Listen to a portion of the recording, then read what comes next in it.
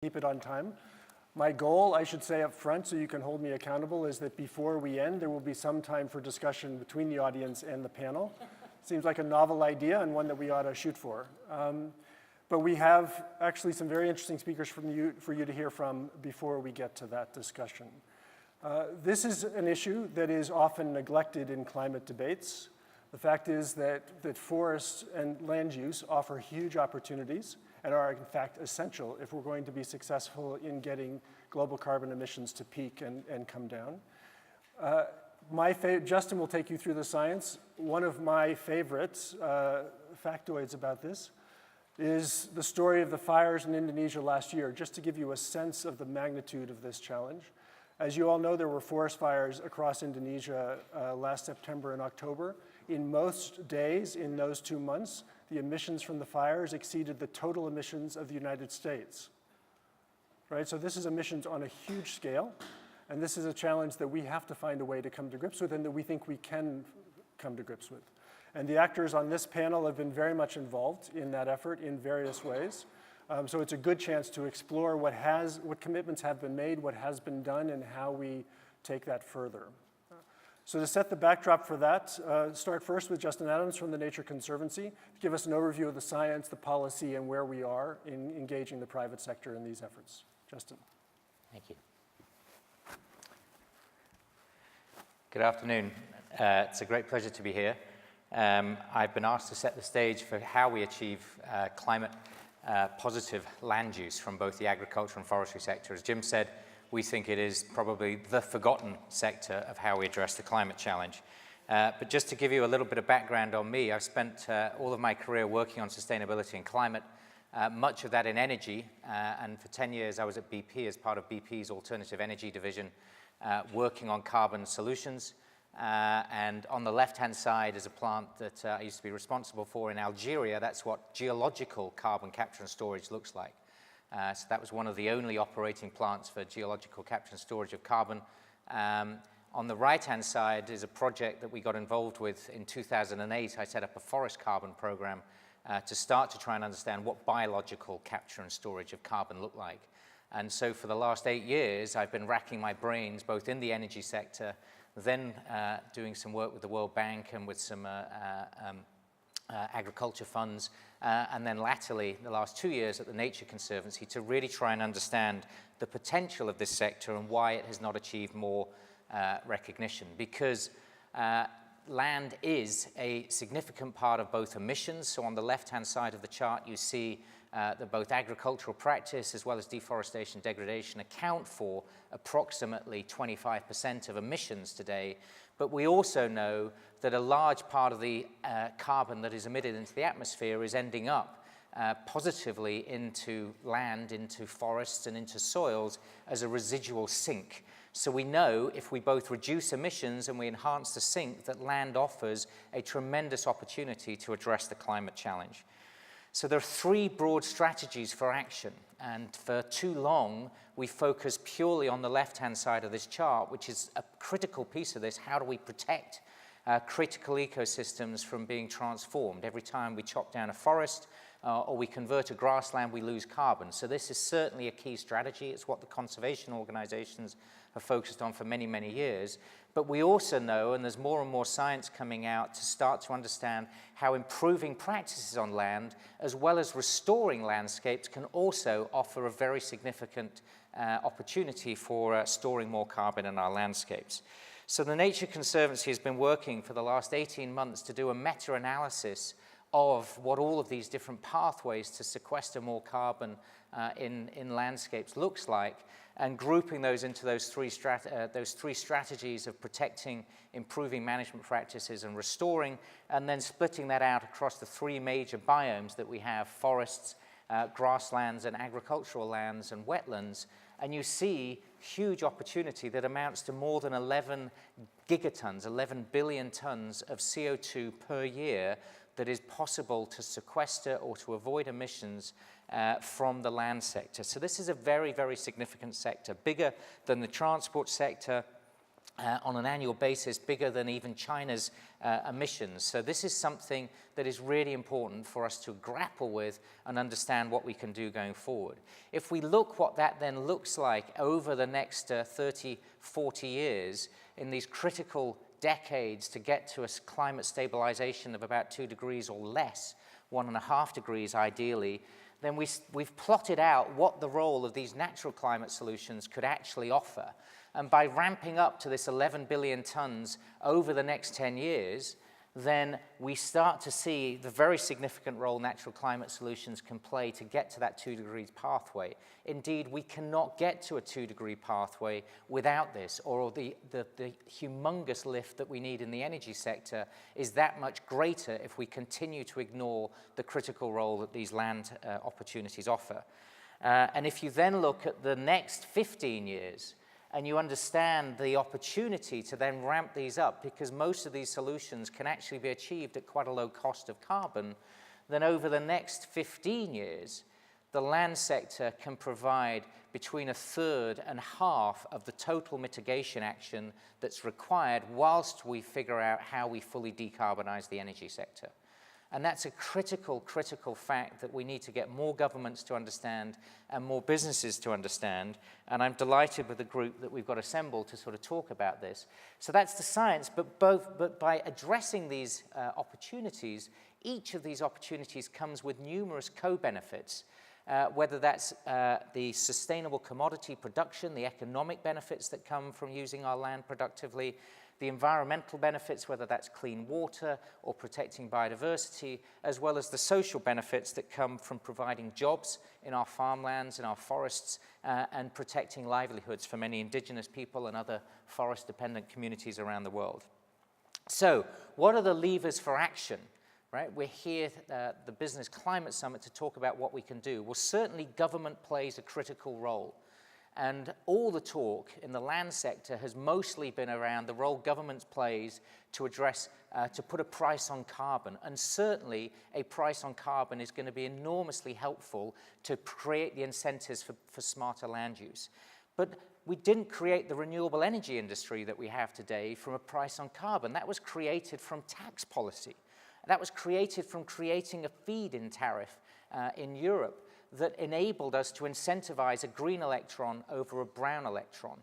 So how can we think more broadly beyond just a price on carbon to think what policy signals can be created? So the Forest Code in Brazil creates an incentive for both protecting parts of the forest as well as restoring parts of the forest.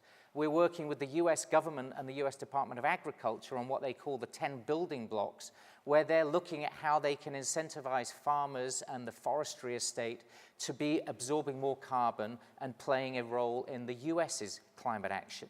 So there's more and more starting to happen where governments are starting to recognize the opportunity to incentivize smarter land use that goes above and beyond just a price on carbon. So we want a price on carbon, but let's think more broadly what we can achieve from incentivizing the agriculture sector and the forestry sector to do more with our lands.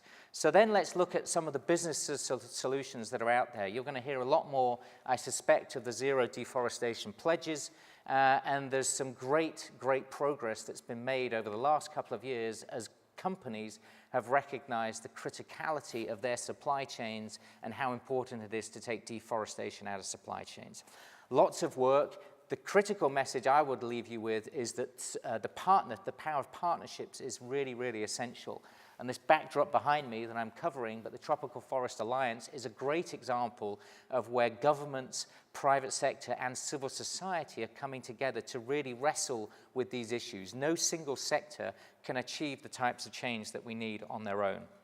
Soil health. Here's a great example of where, by working with farmers to enhance their productivity, so their economic returns, by focusing on the role of soils, we can both produce the economic benefits as well as the environmental benefits. Healthy soils store more water, require less irrigation. Healthy soils also store more carbon, and the science is firming up to start to really understand the role that healthy soils can play to be a part of this broader set of climate solutions. Water funds. This is where we're working now with many companies around the world to restore upstream watersheds, recognizing that for water quality, critical for a beverage company like Coca-Cola in Latin America, we've worked with Coca-Cola, we've worked with Pepsi, we've worked with some of the breweries, because they understand the importance of clean water coming into their production plants, and that it's actually the most cost-effective way of doing this is restoring upstream watersheds by investing in forests, investing in soils. Forest management. The demand for wood and wood products over the next 30, 40 years is going to double. Where is that wood going to come from? We know by keeping forests standing for longer, we sequester more carbon and we enhance the value of the biodiversity in that woodland. So how can we nudge forestry practices to actually be climate smart forestry, where we're going to store a lot more carbon in our trees as we go forward? And the last example I will give you is actually what we do need. We need people to plant more trees. We also need to be creating markets for how more wood is going to be used. So how can we create the economic demand signals for more of that wood to be grown? And storing carbon in trees, the oldest technology that we will ever come across for dealing with the climate challenge, means how can we get more timber in our buildings? And there's some great technology, great innovation coming along of where you can have multi-story, 8-story, 12-story, 20-story. There's a skyscraper being planned for London that I think will be 20 stories tall, which is a timber building. The amount of carbon that will then be stored in that building over a century or longer is going to be a critical part of how we build this biological bridge and how we start to raise the profile of the land sector going forward. So the science is robust. We're firming it up, but it's very clear the science is telling us there's so much more we can do with our lands. The policy options are numerous, and we need to inspire our politicians to start caring and start recognizing the role that lands can play. And the business solutions are becoming more and more obvious in terms of how businesses can really invest and engage to do more with our lands so they can be a much bigger part of the climate solution going forward. And whilst the conservation organizations can play a major, major part, it's time for this to start to move into the mainstream so that business and government can really take this moving forward. So I hope that sets the scene, and with that, I will leave you to the panel. Thank you, Justin. So thank you, Justin. That gives us a very good frame for this conversation. And what you have now on this stage are private sector actors who have in various ways been engaged in this agenda and will offer different perspectives. The first is Emmanuel Wargo, who's Vice President of Danone in France. Danone has been a leader in embracing science-based targets for addressing climate change. So perhaps you can talk to us a little bit about how that is translated into this space, positive agriculture and land use targets. Sure, thank you for giving me the opportunity to be here this afternoon. So Danone is a big agricultural company, French company, but multinational also, with a mission. And this is one of the specificities of this company. This mission has been existing for over 40 years and is basically trying to bring health through food to as many people as possible. And when you look at this mission from an agricultural company, you understand that sustainability needs to be really embedded in what we are doing, both because we source and produce a lot with the agricultural sector, and also because we are responsible for contributing to a healthy diet to our consumers. So based on that, we decided recently for the COP, we wanted to issue a new climate policy, basically trying to answer the quote that you showed 2 minutes ago, profits are privatized, but destruction is socialized. And so trying stop producing negative externalities and on the contrary, trying to begin to produce more and more positive externalities in the way we source and we produce. So this climate policy has one big goal, which is being carbon neutral by 2050. Reducing intensity of our direct emission by 50% by 2030. But what is interesting in this policy is that we want to cover our full scope. Every company, of course, covers direct scope of emission, and I'm sure all the companies here have important commitments on climate, but we also want to focus and to cover the indirect scope. And what is indirect scope for us is basically farmers. It's the milk farming. Our emissions are 1/3 in the direct scope and 2/3 in the indirect scope. And within these 2/3, 50% is about milk farming. So basically, if we want to be carbon neutral in this scope, then we need to focus on agriculture, and as you were saying, we need to do it with partners and friends, because basically we won't be able to do it by ourselves. And so this policy is based on 4 pillars, and I will just try to give you a few examples, and you stop me at 5 minutes and 30 seconds anyway. 4 pillars are being carbon positive, building a better resilience of our agricultural system, ending deforestation in our supply chain, and developing new solutions for healthy diets which are also more sustainable for the planet. So if I give you a few examples of what we are trying to achieve here, I would take first one about watershed, because it was also said in the introduction. We are a water company producing mineral water. So of course the watershed is extremely important for us. If we take our iconic brand, which is Evian, one of the specificities is that the watershed is not protected, it's not a no man's land, or it's not an inviolated area. The watershed is basically an agricultural plateau just above the city of Evian, near the Lake of Geneva. And so you have agricultural people just making a living, not especially working for Evian. But of course, how they use the soil, that kind of product they put into the soil has a direct consequence in the water of Evian 20 years after. So we worked with the community of farmers to help them better their agricultural practices, and also to collect manure. And with this manure, we are building a new methanizer to use this manure, bring free or very, not free, but very low price energy to the whole community, and also securing the quality of the soil and then the quality of the water. So this is a concrete example of what we do about the watershed, and keeping the soil as best as we can, so we have both a carbon positive impact and a global agricultural impact. We are also working with one fund, which is called Livelihood. Actually, we have 2 funds. First one was created with 9 other companies in 2011. Second one is a fund for family farming with the same companies, created 2 years ago, with exactly this idea. If we work with farmers, we can both improve the quality of the soils, we can improve reforestation, and we can give them a better yields in what they are producing, and so we can also fight against poverty and also fight for gender equality, which I bravely represent here this afternoon. So we are aiming of raising 100 million euros, and we have begun a few projects. One project I like very much is a project in Kenya near Mount Elgon. It's basically at the border between Kenya and Uganda, not very far from Lake Victoria.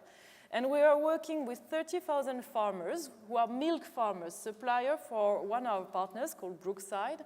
And we are working to improve their farming practices, to improve the yield of the cows. For now, the yield is very low, like 3 liters per cow per day, but you can go quite easily to 5 or 6, or maybe even more. Helping them about the crops, how they feed the cows, and reforesting the whole area. And it's even funded with the Lake Victoria Public Authority, because it will protect the global environment and protect the rivers which then flow into the Lake Victoria, so protect the global environment. So these are the kinds of projects we are trying to build. We have the same project in Morocco with our farmers. Danone is working with 120,000 farmers. And I think like 20,000 of them are in Morocco, very small farmers, so the same kind of examples. I stop here, just one word of conclusion. Our next challenge will be how to provide products which are both healthy from a healthy diet and healthy from a sustainable point of view. If we move the mix of our products from milk products to milk and cereal, for instance, or vegetal, then the global footprint of the products, because the way they are produced and the ingredients, is changing. So is there a way to link health and sustainable planet? And that would be the new challenge for us. Thanks for your attention. Thank you.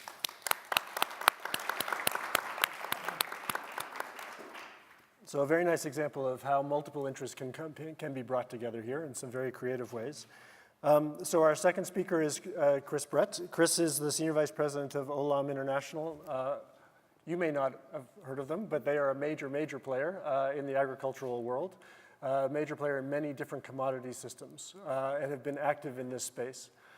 We've already heard from Justin the importance of ambitious partnerships for cracking some of these problems. And Chris, maybe you can talk a little bit about what you need from government, from civil society, from other businesses to address these issues. Well, thank you very much. I mean, firstly, we need things to work. So I'm hoping I'll challenge a few things. I'll say a few comments. Firstly, the introduction, Olam is a large multinational agribusiness player. Just in terms of scale, last year we brought close to 13 million ton of product into the market. Obviously a variable thing, a ton of chili, a ton of cotton, a ton of palm oil, whatever you want to look at, but it's a large number.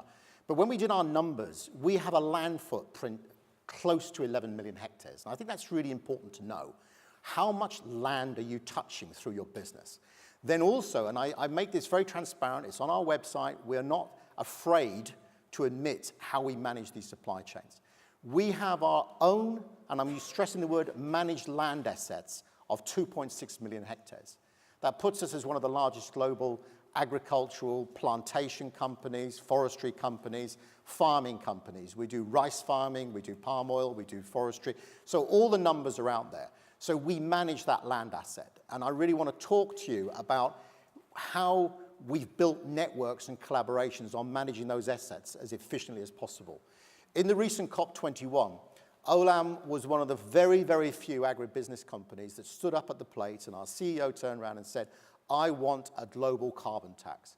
He turned around and said the biggest problem in life is nature doesn't invoice you for the eco-services you use. And I thought that was a beautiful expression, saying that we know we really need to understand our footprint. So at Olam, we've really gone into detail trying to understand our carbon footprint, trying to understand our water footprint. All of those areas are important to us. And then, of course, this great expression, climate smart agriculture. We are very pro developing this whole area, building resilience in agriculture. Olam links to 4 million smallholders. They are the backbone of our cocoa, our coffee, our cashew, our cotton, our sesame, our chili, and so on. We're really trying to work out how do you work with those smallholders to really improve their agricultural systems, their water management, their forestry management. So let's look at a journey where it goes wrong. Olam worked very strongly in Ghana, working with cocoa farmers in the Biajo-Basso area to restore, and we've talked about restoring the forestry system, restoring the ecosystem. And we work with Rainforest Alliance as our lead partner. That's Rainforest Alliance certification, Rainforest Alliance carbon, Rainforest Alliance forestry. They've got lots of divisions, so collaboration is not easy. It's not working with just RA, it's working with parts of them and bringing them together. And they did a great job with us. But the first thing we did, right or wrong, we reforested a considerable area, about 150 hectares, around the national park as a buffer to stop the cocoa farmers getting into that national park. The promise with the farmers was to link it to the REDD+ agenda. And REDD+, I've got mixed feelings about it, okay? Willing to take questions. So the REDD+ agenda was, the idea was that the farmers planted shade trees.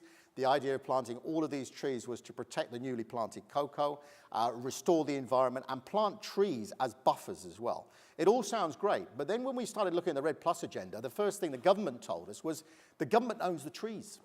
You planted them on that land, and it's the government's property. Even though, back to the land tenure issue, that land is customary right to the communities. So now we're having to backfill to make sure that that land or those trees are the property of the communities. Now, the REDD+ agenda has got governments thinking, well, actually, it's a real great way of generating more carbon finance. So, but how does that carbon finance get shared? I'm the first one who will say to you is that if you want to restore the ecosystem, and it's going to be through farmers and communities and so on, you've got to incentivize people. People aren't going to plant trees unless, seriously, they're paid to do it and get a return from doing it. So that's the thing we're working on at the moment. The other thing is that we've also set up our own REDD+ project in Republic of Congo, where we have a forestry operation. We ring-fenced off 95,000 hectares, set it all up as a REDD+ project, and that so far has failed. So I'm not doing very well. I do succeed in some things because we've generated voluntary credits for the market, but the market is not particularly active buying those credits. The savior coming through is a huge new mechanism that, coming off of COP, the World Bank has now put forward what they call the ERPIN mechanism across 5 or 6 African countries: Republic of Congo, Gabon, Cote d'Ivoire, Nigeria, and Ghana. And under these ER, which is emissions reduction, project inception notes, is where the government, the World Bank, is building the collaboration with the national governments, building a coalition with the private sector as well, where RED Plus programs can come to life, where we can get carbon finance flowing through. So I'm now moving to an optimism level, because I was told in Washington that by December, the negotiations with these governments have gone full circle, and out the other end will be an agreement on carbon funding mechanisms. So in the Republic of Congo, the collaboration is the OLAM working with the government of the Republic of Congo, with funding partners like the World Bank and other carbon financing mechanisms. We're going to be one of the major partners in really developing the RED Plus agenda for the government, building a collaboration together over this, and that's an interesting area. And my last point, because I'm conscious of time, I'd love to speak in 3 days, is that we've been very active in Gabon, and we're developing a palm and rubber business in Gabon as a joint venture structure with the government. And I think this is really important. There's new models coming out, and collaboration can be through partnership where you work together, but you can also do business joint venture. And business joint venture, working with the government, we've really set good standards. We've done a whole lot of work under the high carbon stock forest system. We've really backed the HCS Plus group. We've done a lot of evaluation, and we're now looking at really strong numbers on how we're balancing the landscape approach. We've got 110 hectares allocated for our operation, of which 52% of that land will be planted and 48% will be put into conservation under a very strong high conservation value, high carbon stock approach. Can I say one last pass? One last thing. And the other thing that hasn't worked well to our retailers that could be in this room, when we produce climate smart and get it certified, all of these products, it puts extra costs on the supply chain. Who is really going to pay this extra cost? We've had meetings with comprehensive groups of retailers on a one-to-one, and we said, in our opinion, to really build resilient supply chain, to bring a cashew nut or a cocoa product to your shelf will cost you 0.5 to 0.75% extra on your shelf. And they said, oh my God, that's too much in this economic environment. So how do we share costs to support resilient and climate smart agriculture? So I'm an operations person, work in the field, work with our networks, and those are the problems we're facing. Thank you.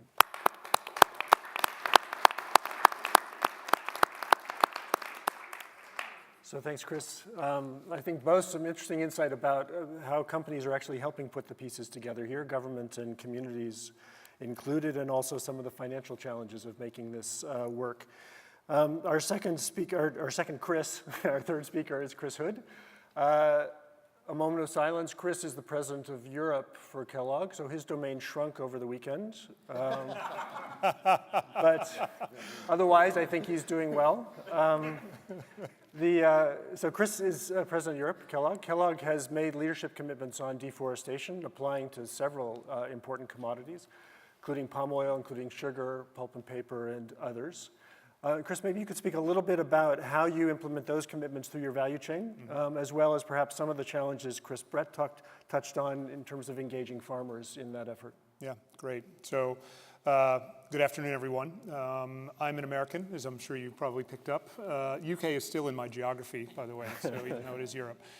Look, we are a large multinational food manufacturer, the Kellogg Company. It's about $15 billion. We've got a big business in Europe, and my business covers what you would traditionally think of as Europe, as well as Russia and the Middle East. So it's quite a diverse geography. And I think the first thing that I would like to emphasize is why we are interested in this issue to begin with. And I think it's important to recognize, first of all, just the people element of it. Our families, our employees, the communities that we operate in, and the people that we serve with our products. This has become an incredibly important issue, for the people who are buying our products every day. So we look at it and we see it as we have to earn our place onto people's tables every day, earn our seat, if you will. So, really, really important. The second piece of it is that from a supply chain standpoint, when we look at our supply chains and our value chains, the science suggests that agricultural practices are going to become less and less productive over time, driven by climate change. And at the same time, we have to feed more and more people around the world on a declining resource base. So food security, as you can imagine, is a huge issue for a company like ours as we're trying to serve the world's population with our products. Our focus area is primarily on climate smart agriculture and specifically on small shareholder farmers, okay? Places like Bangladesh, where we've recently worked with 1,000 farmers in Bangladesh to start up essentially a potato industry there based on climate smart practices to serve or to supply our Pringles business in Asia. Some work that we've done in Cote d'Ivoire, which is the largest cocoa producer in the world, where we've worked with small shareholder farmers to improve productivity of the operations there, but also to educate and sensitize the small shareholder population to issues of women in the farm community. And so we've spent quite a bit of effort there, and then we've done a lot of work in Spain in a place called the Delta, where we grow rice for our Rice Krispies product. And our focus there is really on employing smart practices in agriculture to improve the yield off the land, reduce the greenhouse gas emissions, and also to improve the climate resilience of the farmers there. Same in the UK on wheat operations. So our focus is really on small shareholders, climate smart practices. We are a very small user of palm oil. That's primarily the deforestation point. Very small user of palm oil. Since 2009, we've been very focused on reducing the impact of palm in the context of our supply chain. And today we are 100% certified within our supply chain, either on segregated or mixed or via green palm certificates. So we've made good progress in that area, and it's our intention to move to segregation, to gradually move more and more to segregation over time. So the commitments that we've made, COP21 as a company, we made a commitment that by 2050 we would reduce our greenhouse gas emissions as a company by 65% by 2050, and we have an interim goal to reduce them by 15% by 2020. And so that's in our own internal operations. And to reduce greenhouse gas emissions within our direct supply base, the people who directly supply to us, by 50%. By the year 2050. So you can imagine we touch a lot of suppliers. We touch 500,000 small shareholder farmers across the world, less than you, but still quite a significant number. And so our focus is really on on reducing greenhouse gas, reducing waste from our plants. And I'm proud to say that we are already zero waste to landfill within Europe, and vast majority of zero waste across our entire operations around the world. We've done a lot of work in water, and we have a lot of work that we're working on to do things like combine heat and power within our operations to generate significant efficiencies as well as good policy within our business. And I guess that's the final point that I would make, is that the reason we're interested in this is not because it's a hot topic, because in the end it's good business for us, okay? It's good business because our consumers, our employees really care about this issue, okay? And so, in the context of supplying the world's consumers, it's our responsibility to take a leadership voice in this dialogue, and that's the reason that we're here. That's the reason we were at COP21, is to put our point of view forward and participate in the dialogue with the other actors here on the stage, with the other people who were upstairs earlier this morning, because these problems are complex, okay? They're complex, and they require strong cooperation across governments, businesses, and NGOs in order to really drive progress. And so, in the spirit of partnership, that's why we're here. Great. Thanks, Chris.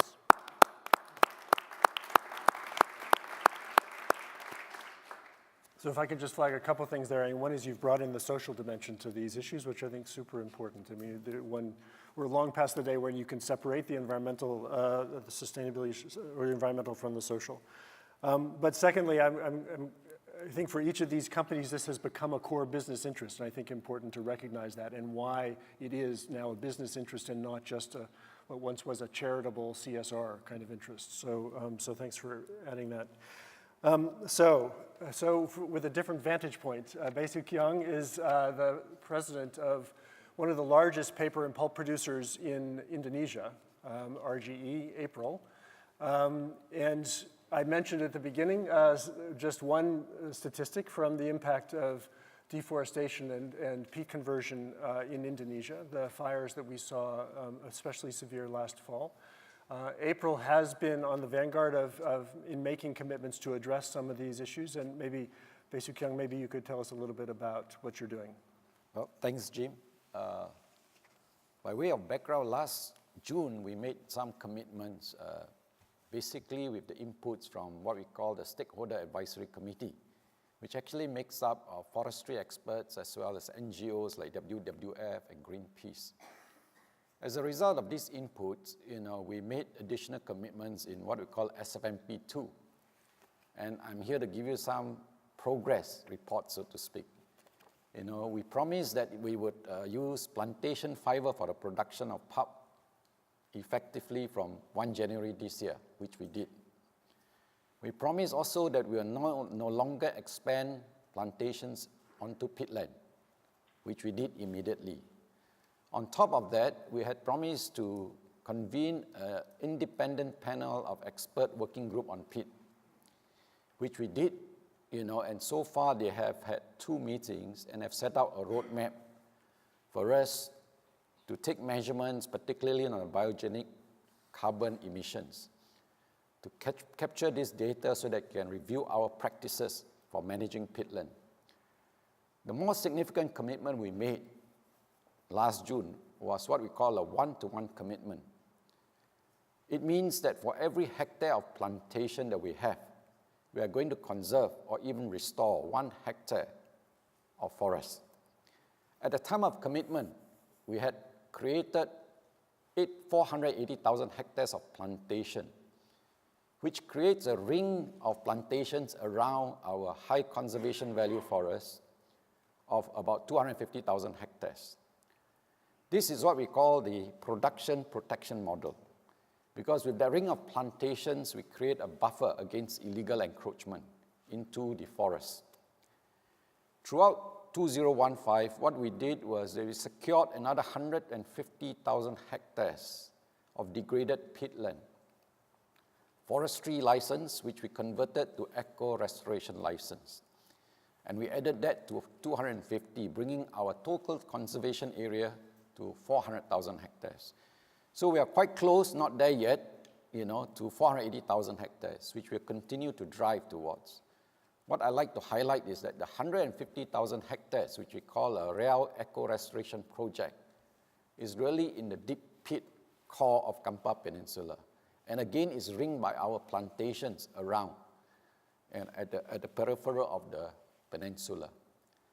So it's exciting, but there are lessons we learn. Moving forward, what do we do? One of the things which we are trying to do now is to be more science-based in the way we manage our plantations. Already we have experts in the Stakeholder Advisory Committee, and then we have the independent panel of experts on peat. For the eco-restoration project, we are using organizations like TNC, FFI, and even Bidara, the local social NGO, to help us see how we can manage the restoration areas better. So these are science-based organizations that can give us the data to review our practices. The second lessons we learn is that our production protection model is not good enough. It's good but not sufficient. We need to go into the prevention pillar as well. Let me elaborate. Jim talks about the fires in Indonesia. There are 3 causes for the fires. Number 1 is villagers are legally entitled to use fires to clear land because it's the cheapest means to do it, match and kerosene. Okay? Number 2, fires are used to claim land in what we call land conflict areas. I can go to Jakarta to get a piece of license. He can go to the provincial government to get a piece of license, and our license can overlap. And And what do? They just burn plant palm oil and start, that's the basis for them to start bargaining to get out. And of course, the third cause is illegal land grabbing, simply just going into national parks like Tesonilo and just burning plant palm oil. And those create haze. So last year, what we did was that we had a fire-free village program. It is a people, public, private partnership. We work together, we appoint a fire chief in a village to raise the awareness of the hazards of haze to their children and to the family. And also this fire chief helps coordinate fire suppression activities as well as prevention activities.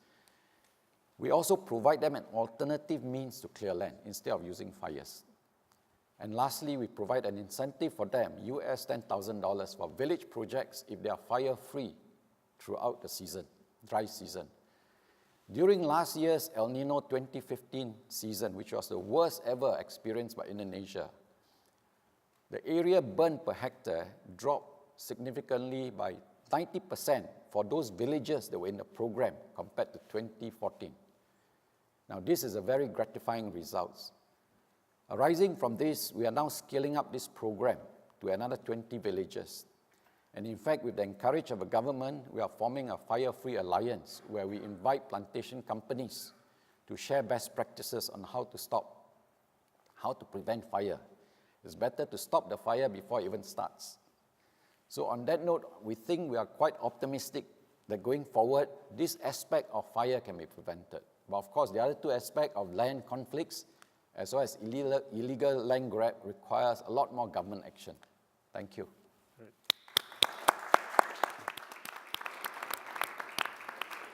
Thanks, Yu Kyung.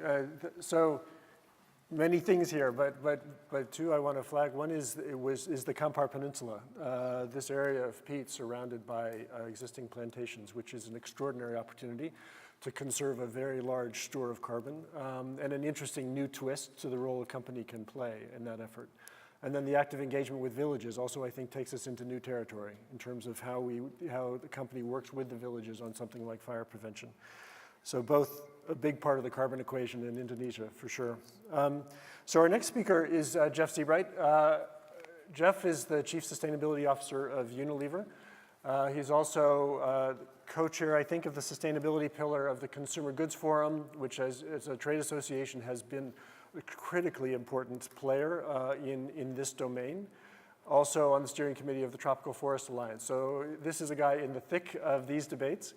And active on many facets of this.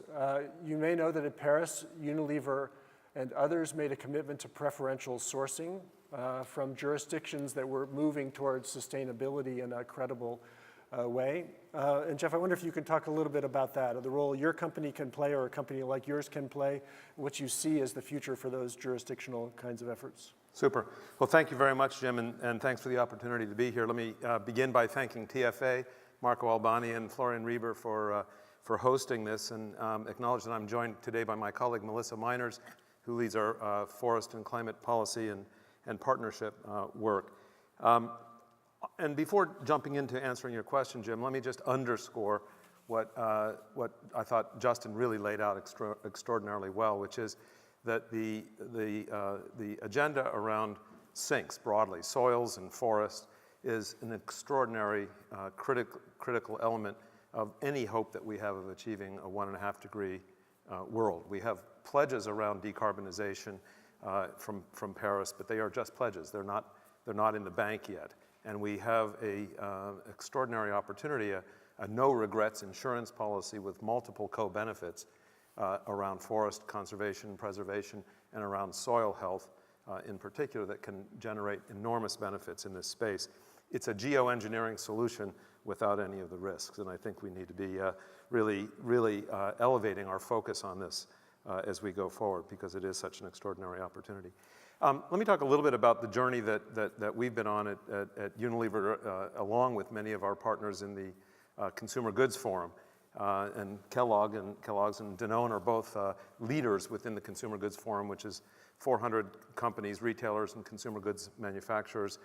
Ignacio Gavlan is with us here today from CGF, that made a commitment in 2010 that we would sustainably source the 4 key commodities that drive half of the tropical deforestation that we see: palm oil, soy, beef, and pulp and paper. And that we as consumer goods companies and retailers made that commitment to set sort of a demand signal, if you will, that we wanted a sustainably sourced supply chain.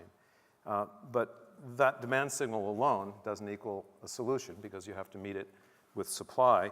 And as a result, the Tropical Forest Alliance came into being at the Rio +20 conference in 2012 to bring together the Consumer Goods Forum companies along with donors, forest countries, civil society, NGOs, indigenous peoples organizations, and many others. And the reason this is so important is that we're not going to achieve the kind of outcomes that we need on a kind of a piecemeal, ad hoc, company-by-company basis.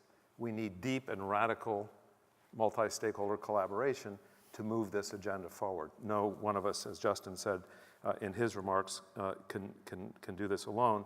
But together, we can affect the kind of system change that transforms markets and transforms business as usual. And that, I think, is really the challenge. And so we've begun to get really focused in partnership with TFA partners and others from the financial community, from the donor community, from the civil society community, forest country governments, and jurisdictions, around how we can blend public and private purpose.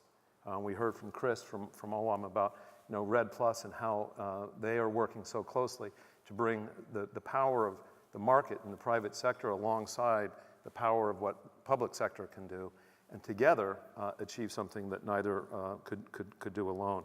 So I think we are very keen to explore with many of our partners, many of whom are in this room today, how to approach a sort of a landscape level or jurisdictional approach to produce and protect, to acknowledge that we need to solve this challenge not by putting restrictions on economic opportunity, but by redirecting economic opportunity away from deforestation with a match in kerosene to improving the yields and incomes of smallholder farmers, of converting degraded lands into productive use, smart land use planning and governance. And these are the elements that we believe can both help lift economic opportunity and create better growth with forest protection.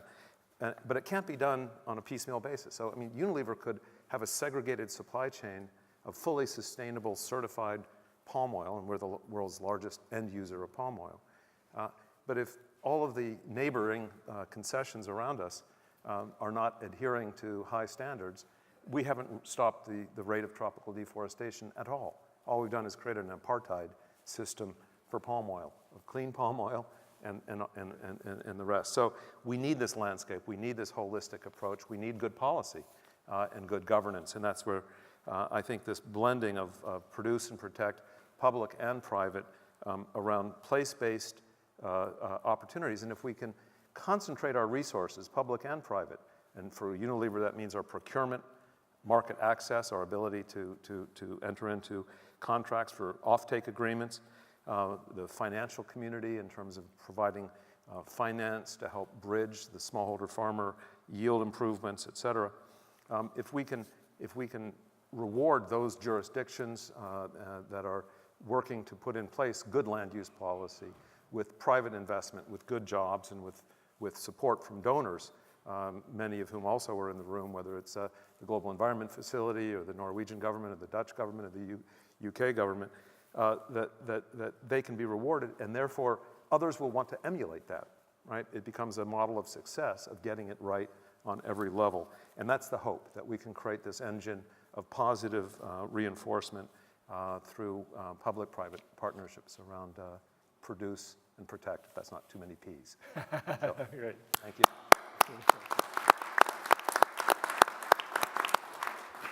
Thanks, Jeff. And just to highlight there, you see it run through some of these other comments, but one of the things Justin, I think, brought out too, is there is growing interest in these place-based collaborations and a chance to get partnership very concrete and beyond pledges to real joint action. And I think a lot of us see promise across many landscapes for that kind of approach.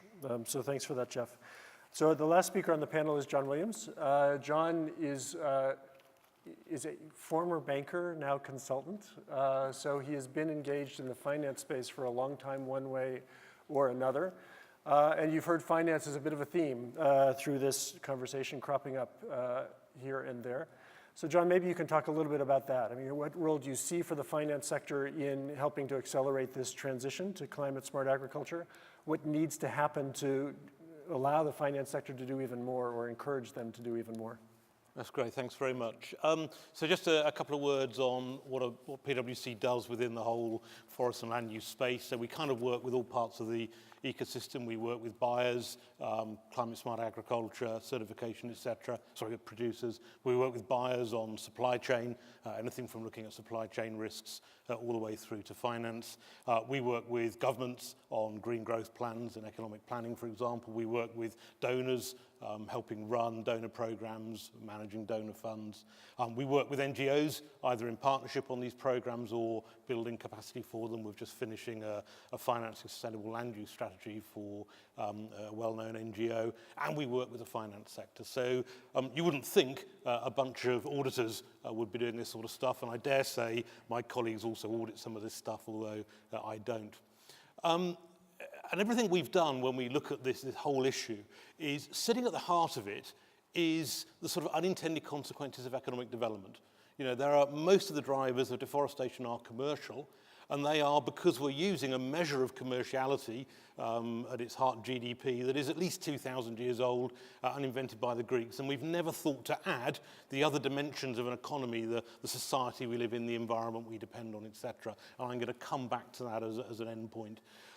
If I wind the clock back 16 years now, when I sort of started getting into the whole forest finance space, I was a banker held responsible for deforesting parts of Sumatra because I was a palm oil financier based up in Medan. And when I returned to London, Friends of the Earth and others were knocking on the door and saying, what on earth are you doing? And so we started looking at this, and we looked at the buyers, the producers. And we were saying, well, that's where the problem is. Therefore, what are we going to do? We're going to set up some safeguard-based policies to say we will not provide finance unless, in the case of the bank I was working for, you get yourself certified. And, you know, we worked with our clients, we worked with NGOs to come up with those policies. At a time, a number of other banks were going down this whole route. So, you know, we set up a sort of coalition within the finance sector. And we were largely unsuccessful. And I say that slightly tongue-in-cheek, but at the end of the day, we were kind of looking at the wrong end of the supply chain. And we sort of slightly arrogantly thought as a bunch of bankers that, you know, we could stop deforestation by saying you can't have the money. And there were only about a dozen of us. And then we realized there were another 1,000 banks in the world that were prepared to replace us as the providers of financiers to our clients. So it was successful at one level that we began to create some good standards around environmental and social stewardship, but it meant we had to look at the other end of the supply chain. And so most of our experience since then has actually been to work with buyers and to say, you know, how do we begin to help create financial structures that encourage and provide an incentive for sustainable land use, sustainable forestry. We've looked at projects with forest-backed bonds, working at the one hand with the better credit ratings of buyers and using that credit rating and longer-term structures, securitization, to use a rather old-fashioned and difficult word, to actually produce long-term, low-cost finance to producers to encourage them to enter into sustainable sort of practices and provide a financial incentive. And very much relying on the trade finance capabilities of banks, who at the end of the day handle documents and can handle certification documents as part of that. So embedding it into the banking system. The other thing we've done is a lot of work with donors to say, well, how do we blend donor money, which is often used for technical assistance, with private money that can be used to finance that supply chain and bring them together? So rather than trying to run a donor program and then trying to retrofit the finance, we try and do a sort of blended structure. And interested in Chris's comments about RED+, we have all of the war wounds and the scars of doing RED+ programs. We have had a couple that have been successful several more that have been something of a failure for a number of the points that Chris hinted on, particularly around the sort of legal sort of rights of to those carbon credits, and really a lack of a compliance market to sell them into. The final thing that we've realised is that you can't do this in isolation, and unless you have good government and good governance around the use of land, then really you are, to Jeff's point, if you're just doing it on your own, you just displace the problem to elsewhere in the country, elsewhere in the world. So we've done quite a lot of work around green growth planning. We've been heavily involved in writing Indonesia's green growth plan.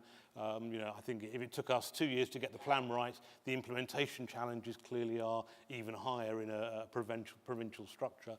But without that land use plan that looks at how you restore, how you protect, and how you use for commercial production, it really is very difficult to manage it through the finance sector. So I'm just going to sort of finish on one final thing, and that is back to my original comment about the problems of the economic model we have. And the point that was made right at the front is that unless you begin to actually internalise some of the external costs and work out how they can be financed, you will always have a suboptimal system. So the work that we've been doing more lately is to look at impact and to say, let's not just look at the economic benefits of a particular land use project, but what about the environmental costs and benefits? What about the social costs and benefits? And how do you monetize them? Now, as an economist, you can run economic models to say we've got a social cost for various commodities, and you can say this is the total sum of positives and negatives. But the real trick is to say who is avoiding that cost. So, for example, if there is a healthcare benefit or if there is an environmental benefit, then where is that benefit being found, and how do you bring them into a financing structure so that, in fact, those benefits can be properly monetized? And I think that's a real challenge to think about, which is the monetization of co-benefits that exist but currently are left on the table. Great, thanks, John.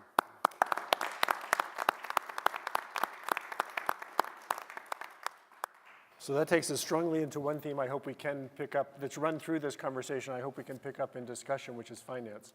Right? How do you put together the pieces of what it takes to actually do these things? But I promised you would have a chance, so I hope you've been thinking about what you want to ask. This group did great. Perfect, 2 already. Do we have mics, or do we? Perfect. Okay, so let's start in the back and work up. So, well, near you, right, with the blue shirt, and then on the aisle, and then in the white jacket, and then up here. Hello. Okay, ooh, wow. Hello. Raise your hands next time, because I won't remember all of you. Thanks. I'm Jeffrey Lean. I'm a journalist, worked this area for 46 years, haven't helped me. A fascinating, wonderful session. Thank you very much, and all the more useful as I'm flying off tomorrow to a conference on land restoration, which I work for pro bono in our 6th successive year, just opposite Avian, as it happens, on the Swiss side. I was fascinated by everything that was said by Justin Adams and others about the various benefits. It seems to me, tell me if I'm wrong, there is one area that you've missed, which is the security aspects of this. That 4/5 of the world conflicts are now happening in the drylands. Very often, they start as in northern Nigeria, conflicts between settled agriculture and nomads. And made all the worse because the land base is shrinking. And if one is able to expand it, and there's lots of fascinating examples, we've been gathering of examples where it's been done by the people themselves, with almost no input from the West or capital, then you can begin to diffuse some of these conflicts.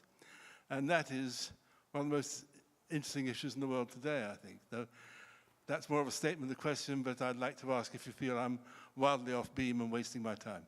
Great, thank you very much. Why don't we take 3, and then we'll open it up to the panel. So I had, yes, there, perfect. Thank you. Bob Goff, Intertribal Council on Utility Policy, here with Better Inc. We work with indigenous peoples throughout North America and the Pacific, and a movement there is looking at food forests in residential areas, suburban areas, and urban areas. How can business help promote more people who are not in the conventional agricultural area, bring that to where they live and make the difference both in terms of food, transport, and carbon capture? Great, thank you. And one more here on the aisle, and then we're moving forward, I promise. Thanks. Matthew Reddy, WBCSD. Question to the 5 WBCSD members. I think it's only only fair I pick on the members. What we're talking about here is static carbon, carbon that's stored and held in the landscape. This morning, Rachel painted some quite eloquent scenarios about what a low carbon future might look like. And I'd like to ask the members what they think the role of actually mobilising that carbon into the economy might be. Justin alluded to green buildings, the use of timber construction. But when we think about biofuels, biomass to energy, the displacement of plastics and so on, what are the companies doing in mobilising carbon in a low carbon economy in addition to storing it? Was that a clear question? Using the carbon. In a way that keeps it out of the atmosphere. Okay, so 3 questions. I'm going to ask for volunteers. Don't, no one's giving me eye contact at the moment, but that's okay. So one is the security issue, right, and the conflicts over land that we're seeing increasingly in different parts of the world. How does that factor in? Second, food and forests in urban areas, urban and residential. Yep. And then carbon in products. So who would like to take the first one? Can I Yes. look at the conflict one? Yep. Can I just say, is the question about conflict on land, a competition for land? Is that what okay, I think this is a really interesting question. Obviously, in my introduction, I'm talking about the way land is being managed in the context of OLAM. There's a bit of a catch-22 here where we need people to work with us in areas. So you're trying to balance an area where you're not trying to take land which is required by communities. What we're trying to do is to work out where we invest, but communities are close enough to support our operations. So there's a balance of employment and not competition. If people were to look at the Gabon area we did, the biggest problem we have is the lack of people in Gabon.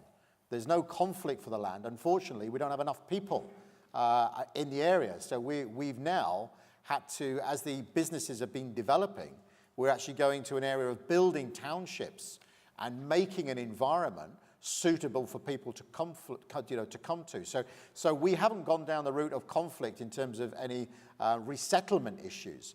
But I will turn around and say, in my experience, trying to develop plantation businesses in Asia has been a lot more challenging than it is in Africa. That's in my experience. I mean, we have quite a large-scale coffee plantation business in Laos, and I have to say, we were also looking at how we could work in countries like Cambodia, but we decided we wouldn't go into Cambodia because of land conflict, and there wasn't enough land available for what we would regard as commercial agriculture within a landscape. And I do stress that, numbers are very important, that if you're going to set up a plantation business, you need a reasonable size area to build that plantation. So if we're not seeing that, we would definitely be a no-go to us. So the other side of the coin is always remember, there is an awful lot of land that has been abandoned by businesses or by companies or by government. Nigeria is a classic example where we had the River Basin Development Authorities that set out lots of development areas in each of the states, and not one of those River Basin development areas is now operational, and we've actually taken over 2 within our businesses. So those lands were developed and abandoned, and then the government asked companies to come in and tender for the lease of those land assets to develop the businesses. So a lot of our portfolio has been, I would regard, on brownfield sites where we've taken over existing operations. So conflict is something we avoid. In a recent World Bank conference 2 years ago, a Dutch organization said that 45% of agricultural investments in Africa failed due to land conflict. So I always remember that, and I think the due diligence that companies do is critical to make sure that you're avoiding any of those issues. But I do stress land legacy is a problem. Once you start working in a place, even if that land has had 30 years as an investment and it's changed, and a company like OLAM comes along, it's amazing what happened 50 years ago on that land. So land management is a really, really hard area for companies to work on to avoid any form of conflict. John? Yeah, I mean, just two examples of projects we've worked on. One in Latin America where there were competing sort of legal and customary land rights. And actually that project succeeded because we were able to find somebody who was able to negotiate a benefit sharing. And so that meant that the people who had legal rights had to accept to get the project done, they had to give up some of their economic benefits, and that brought in local communities that had customary land rights, and that was a reforestation program, part donor, part private financed. We then, with a little bit of confidence from that, thought we would try doing a similar thing in northern Pakistan. What we actually realized was although the land rights were far less certain and there were lots of claims on land rights, the biggest threat to deforestation wasn't the people on the land, it was armed tribal warlords. And I'm sorry, if you offer somebody $20 a ton for the carbon they store and somebody's got a gun to their head, they're going to go with the gun. So again, just being really clear about the conflicts you can handle and those, to Chris's point, that you really can't unless there's better governance. Jeff? Yeah, just a very short comment, and which is the link between what we're talking about with land use and climate and water. Because I think from a security point of view, that's as potent, if not more so, in terms of sources of conflict and instability, both in terms of just raw access to water, but also the agricultural implications and what we've seen in Syria, what we've seen in Darfur. I mean, the roots of instability, and obviously forests, microclimates, water resources, watershed health are all linked. That's why we're talking about the relationship between all of these, and as Justin rightly pointed out. Great, thanks, Jeff. Emmanuel? Yes, to answer the other question about what do we do with the existing carbon, I think it goes to a very big question about circular economy, so I don't want to open it globally, but just to say two things about packaging, because for us, probably packaging would be one of the big issues. The first one is going up to recyclable packaging. Of course, we're working on PET and recycled PET. So this is one of our objectives, to get into our bottles new PET. And this is also an interesting question about consumers, linking to what was said about who is going to pay at the end. Is the consumer accepting to have a bottle a little less transparent, which is the case when we use recycled PET? And to what extent the little less transparency of the bottle does not condemn the product, and so people accept it. So I think it's an open question for everybody. And about packaging also, what we're doing about packaging waste, waste picking, sorry, and it goes back to communities, because the projects we are having about waste picking is about working with the people, generally very poor communities, and through these projects we both take garbage out of the environment and also try to tackle a little bit poverty. So it goes back to the previous idea that all these issues are more or less holistic. Okay, thank you. Any comments on the second question, that is on food forests in urbanized areas? Anyone got anything to add on that? Okay, so we should hear more from you after this is over. Okay, Naoko, can we get a mic up here in the front? And then we're going to do this front group, and then back to the middle. Thank you, Jim. Naoko from GEF, Global Environment Facility. It's really fascinating to hear those great initiatives. My question is, how to get the scale and role of finance? For instance, the GEF is financing the certification, and we are also financing the transition of the smallholders to move to more sustainable farming of the palm oil. We are also thinking to how to engage with PPPPP. It's a protective public partnership. But all of those great efforts, and actually it seems everybody on this panel has wonderful projects, but it seems we are still kind of a bit of fragmented. Well, maybe that Najib mentioned the piecemeal. How we can really get the scale, and how do you see the role of the finance, including public institutions like us? Perfect, thank you. Sorry, I have people ahead of you in the queue. So I have right here.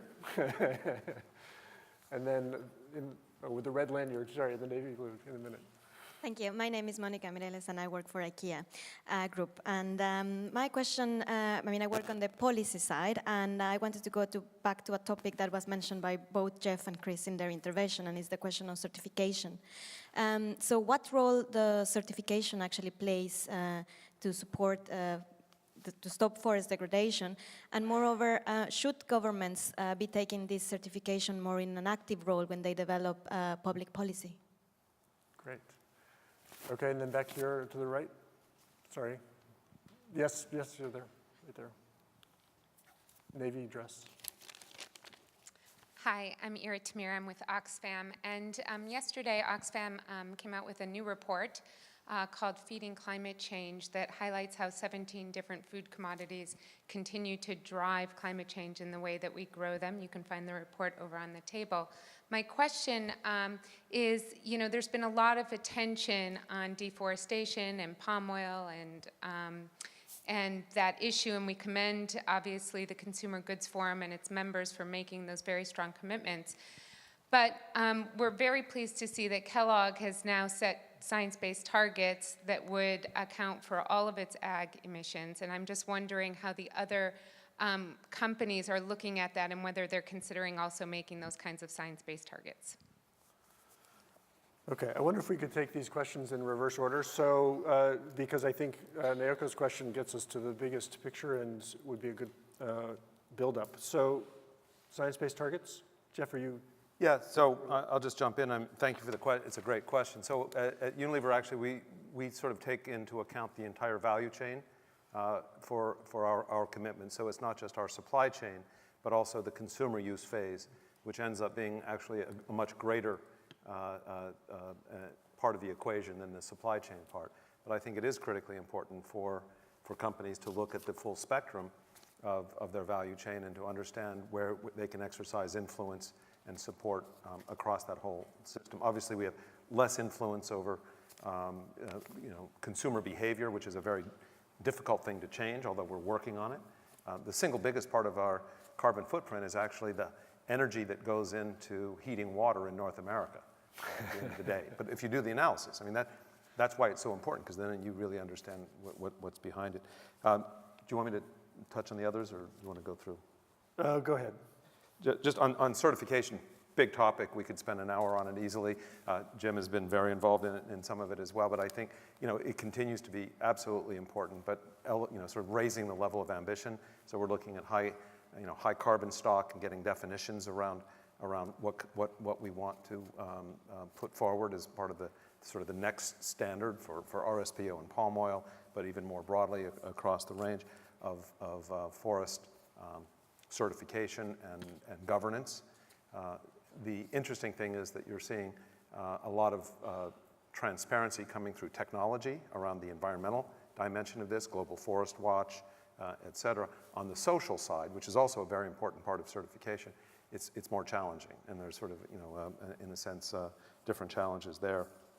And then just very briefly on scale, from our experience, we're working, as you know, Naoko, on palm oil, given the role that we play there. I think one of the biggest challenges to get to scale is not the availability of finance. I think there's plenty of money willing to invest in projects. It's the aggregation of the smallholder farmers and the projects, so that you can then take large chunks of capital and allocate it to sort of segment it and allocate it, et cetera. So this aggregation function is really, I think, the critical challenge. And that's where donors can help along with businesses. Okay. Chris? Yeah, I just wanted to say, in terms of the Oxfam question, I think that's really, really useful question. What we're seeing at our end of the supply chain, a huge interest in the environmental footprint of our production and the producer's production, the third party that is supplying us as well. And many of our customers now have built platforms that we are filling in that data. So when we sell a ton of product, the environmental footprint is moving with that product. And I think that is really, really important, because when companies make commitments, their commitment has to be across the whole of the business. And I think Unilever and also Nestle are leading companies in that. And I know that because of the data that we transfer through our mechanism to them. I think your Muddy Boots program is a great example of taking the whole thing through. The other thing is that certification to us is a massively difficult subject. I mean, I'm the first one who believes in mainstreaming sustainability, number one. And I think number two, certification has been great at moving the goalpost, creating awareness. But what I don't want to see is certified markets in Europe and the US, when we've got to think of China, we've got to think of Africa, we've got to think of Asia. What is mainstreaming sustainability? So in Olam, if you look at our website, we're trying to set basic standards that we operate to. And quite brutal, certification costs money. So if somebody says they want Rainforest Alliance certified cocoa or coffee, we will do that for them. So we build on our transparent basic sustainability standard and add that on. Why? Because it costs $250 a ton more in the marketplace for Rainforest Alliance or UTZ or Fair Trade cocoa. So we're not going to produce that unless the customer's going to buy it. Otherwise, we lose all of those premiums that we've invested in, all the audit costs and so on. The other thing to be remembered is that I think certification's been great, particularly in the palm oil debate. But what about coffee plantations? What about rubber plantations? Where are we with those large scale? So Olam's also produced a code based on RSPO FSC that we operate to. So we do FSC timber, we do RSPO palm oil. The other thing in terms of like the GEF, we're one of the lead partners in the cocoa project that you've been very thankfully funding. And if you want to put some more money, you're more than welcome, because it's coming to the end. So let me put my side to it. I am on the board of that. So I do follow that through. And I think it's been great the way you funded a huge amount of that. But it's back to Jeff's point. The cocoa supply chain is made up about 1.5 million smallholders. They are fragmented, and some of them are coming under organized co-op structures, which has been great work supported by the GAF. So aggregating smallholders is critical to do business with them, not just to train them, but to do business with them. I think that's really important. So I'll stop there. John? Yeah, just one very quick response on the finance at scale question. The only way you get to finance at scale in any of this stuff is through the capital markets. And the debt capital markets are very risk averse. You know, when you begin to say what risks won't they won't take certain counterparty risks. You know, typically it's got to be investment grade or above. You know, they won't take certain country risks. They certainly will not take risks of scale, so you need aggregation, as Jeff has said, and they do not like taking policy risks. You know, I remember a project seeing my friend Dominic Warray at the front that we did with the World Economic Forum that said if you can deal with policy uncertainty, the private sector can by and large manage every other risk. So I think the role of donor finance is to work with the debt capital markets to say what risks won't you take, what will you take, and then how do you really scale up. And a final word on certification, if you can align certification around commodities to bonds, then you can begin to do a whole new class of land-based green bonds. Interesting. Okay, Chris wanted one follow-on. Just one very last point in terms of really good land use management. I'll give you a very, very quick example. We believe in what we call sale and leaseback arrangements. As a business, it costs an awful lot of money to develop a hectare of palm or a hectare of almonds and so on. So what we look to do is we look to do good practices on bringing that product up. And when it's well established, we will do a sale of the land where you can legally sell land. Like in Australia, we've done it. And we've done it in places like California, where we sell to an investor and then we lease back the land. We don't sell the trees. We don't sell the water rights. We sell the land. So an example of good practice, back to that word incentivize. If you do a good land use development, then you've got the right to do a sale leaseback where it can work. And we've just completed a sale leaseback in Gabon, where the government and Olam done this joint venture I introduced. We did a sale leaseback on one of our plantations, and that has now released capital for us to continue the work. It's costing about $11,000 to produce a hectare of palm oil. So you can imagine the cost and investment. So sale and leaseback is a good financial mechanism to ensure people follow good practices and get rewarded for it. Okay. Emmanuel? I have a quick comment on scaling up. Just to say that scaling up is first a matter of internal organization, because since all these initiatives are sometimes very decentralized in very local areas, there is also a tremendous question about how do we get this visible into the company and get it from the periphery to the core business. And then I think the second aspect of scaling up is transparency to consumer, because transparency to consumer is key for the sustainability of these projects. And it has to go through the brands. It has to go through the equity of the company, so the consumer knows choosing one brand, whatever the brand he chooses or he chooses, what he chooses as a model. Okay. I'm going to make a comment. And you're not going to make a comment, Justin. Justin, say something quick, and then I promise we're coming back to questions, including you, Brice. I just had one very quick comment on the mainstreaming getting to scale, which so much of the issues, this is the company perspective, so many of the issues are particularly in the emerging markets for the countries themselves. And if you look at actually ag finance flows, a lot comes from the commercial sector, but an also a lot comes from domestic agricultural programs. So finding ways of GEF and World Bank getting more money to actually sustainable agriculture and better land management, and finding ways of ensuring that those governments can make decisions that prioritize the land sector over other priorities that they have is going to be key to how do we mainstream this, because that's how you create the framework. To I think John's point, you can't work in isolation. You need these frameworks to actually be able to scale any of these solutions. Okay, thanks, Justin. So these three questions hit a bit of a chord, and I am myself going to have to weigh in. No, I just want to add one point, which goes very much to this suite of questions. I think it's important, and this picks up on something Jeff said, that we think of certification and even corporate commitments as catalytic vectors, right? That they are important in themselves for beginning change, but they aren't the end game, right? And because we can't end up in a market which is simply setting up supply chains that feed into concerned consumers in European or North American markets. We are trying to catalyze change, the transformation of the broader sector. And in my experience, both certification and corporate commitments can play a crucial role in that, but as that kind of catalyst to the broader change that Naoko is talking about. And then the question becomes, what kinds of aggregation opportunities are there, jurisdictional approaches or others, that allow you to then use that leverage to get to scale, I think. Okay, we had patient hands in the back. We're going to go there, and then we're going to come back up quickly. Oh, gosh. Where are we running to? Okay. So I'm going across the back. I'm sorry, Ed. This one on the right, my right.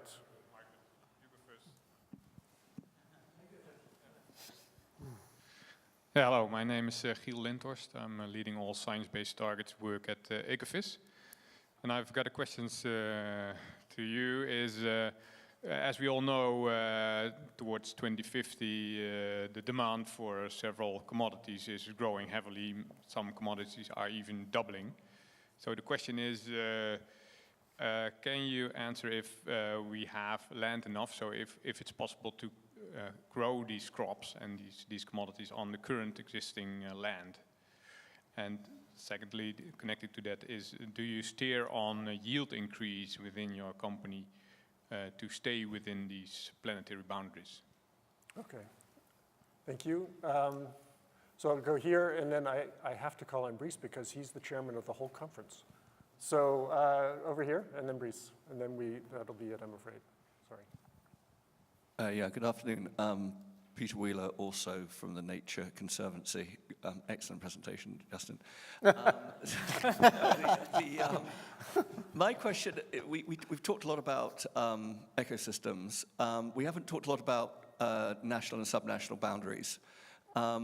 And the climate agreement in Paris was obviously signed by governments. It is a treaty. There's legally binding aspects to it, and there's other aspects which are intended national contributions. I'm very curious for the corporate members of the panel, to what extent do you work with the governments in some of these countries in aligning your strategies for the land that you own or control or source from with their NDCs? Is that something you do? And if you do, how do you do it? Great. And Brice? Thank you, Jim. Excellent presentations. Thank you so much for all these good examples. It's a suggestion, not a question. As you were talking about capital, about money, about financing, where does it come from? So we've got the Jeff and some other examples. I have this suggestion. As you know, international aviation is not under the climate agreements. International aviation is something like 2 to 3%, now soon 4% of the world emissions. All the airline companies have pledged to compensate by 2020 their emissions, the growth of their emissions. That's going to make quite a lot of money. And they have asked ICAO, please make me a market mechanism. And we have been lobbying, and some of us, to say, hey, the aviation, why don't you go and concentrate on REDD+? Why don't you concentrate on forest? Why wouldn't it be possible in the next years that each time somebody takes an aeroplane, it protects the forest at the same time? So the idea is, okay, why don't you organize people from the forest to make a big proposal to the aviation, which is ready, which is interested, and which is waiting for your suggestions? Thank you, Brice. Okay, we have 5 minutes, which is 50 seconds apiece. So I'm going to go down the row, starting with you, John. Hello. If you can actually respond to these couple of questions, one of which is, can we in fact meet the increased growing demand, the growth in demand for commodities with the existing footprint and yield increases? Also this question of, are these corporate efforts linking into INDCs? And any closing comments you want to make in 50 seconds. Ready, go. Okay, so I'm probably not best qualified for the first question. My fear is possibly not, because a lot of the areas that will be most hard hit by climate change are those where you have high population growth and a need for food and nutrition. So, climate change really undermines the ability for us to use the land, increase yields without the very controversial genetic modification. That's that piece. In terms of working with governments, we're working on a project at the moment. It's not a forest project where we're doing exactly that. Will this particular project be financially viable if this country's NDC is implemented? And the answer is it's not. So we're now in a tricky place with our client. And I think I'll end there because that was 50 seconds. Perfect. Thank you. Jeff. So I can't answer the question out to 2050 on commodity supplies because I don't have that crystal ball. But I do know there is tremendous opportunity in the sort of short, medium term to convert degraded lands to productive use and to intensify existing smallholder farmer production. In Indonesia alone, 40% of the hectarage under cultivation is smallholder farmers. Their yields are 2 or 3 times lower than what successful commercial plantations generate. So there's a big opportunity in the short to medium term there. So I think there is an opportunity there. On NDCs and alignment, I mean, certainly I work for Paul Pullman. He's talking to all these governments all the time. So yes, we do talk about policy at that level. And I think it's critically important that businesses speak up on these because the NDCs are pledges, and we're going to be reviewing them in several years, or beginning a review process. And I think the role of business in helping to increase ambition and help de-risk the politics of moving even more fast on this is critically important. And then Brice, on your point, absolutely. I was with Boeing, my counterpart at Boeing last week at a conference in the US.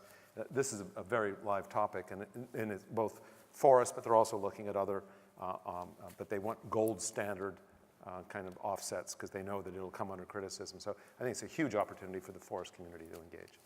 Okay, now 30 seconds each, ideally, Soo-Kyung.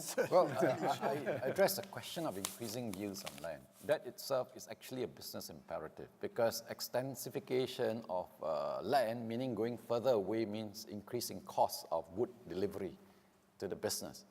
So there is every incentive for business to really improve the yield of the land that's close by to, say, the pulp and paper mill, right? In terms of the working with the government, I mean, in Indonesia, if you wait for the government, you never get things done. So sometimes business have to take leadership, in trying to get the best practice and share it around. As happened in the Fire-Free Village program, now we extend it to other plantation companies. Great. Chris, number 1. Yeah, I'm not actually, I don't have the expertise to address 2 questions, so I'll just make a quick closing statement, which is coming back to the point on the commitments and the science-based commitments in particular. I think for us, it's been a real galvanizing effort within our company to organize around these commitments going forward, and so I think they are good. Obviously, we recognize that they are not the end. They are only the beginning of the journey, but I think that setting what are very stretching commitments for us and getting organized around achieving them has been a great beginning and has created dialogue that we wouldn't have otherwise had. Great, thanks, Chris. Yeah, just to say on the NDCs, we regard those as an incredibly important framework because many of the content of the NDC is based on agricultural production, so it's very much in our heartland. So we spent a lot of time studying the NDCs and discussing a lot of national dialogue with the governments as well, so we're very pro on that. I'll just summarize, share Jeff's point that when it comes to smallholder production, there's vast opportunities to increase yield and quality. Huge areas there. We still got to tackle the big issues on soil health, soil management, and so on with the smallholders, but a lot can be done there. And when it comes to carbon aviation, we're the first company would really like to look at that, particularly with the Congo Basin areas where we can create a gold standard carbon and link to the aviation. I'll be happy to discuss that.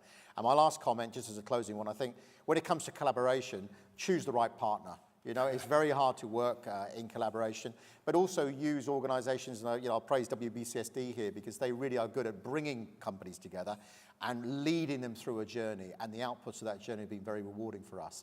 And we're working a lot with Kellogg on the Climate Smart Agriculture Working Group as well, so just to acknowledge them. It's part of that very difficult question from Matthew as well.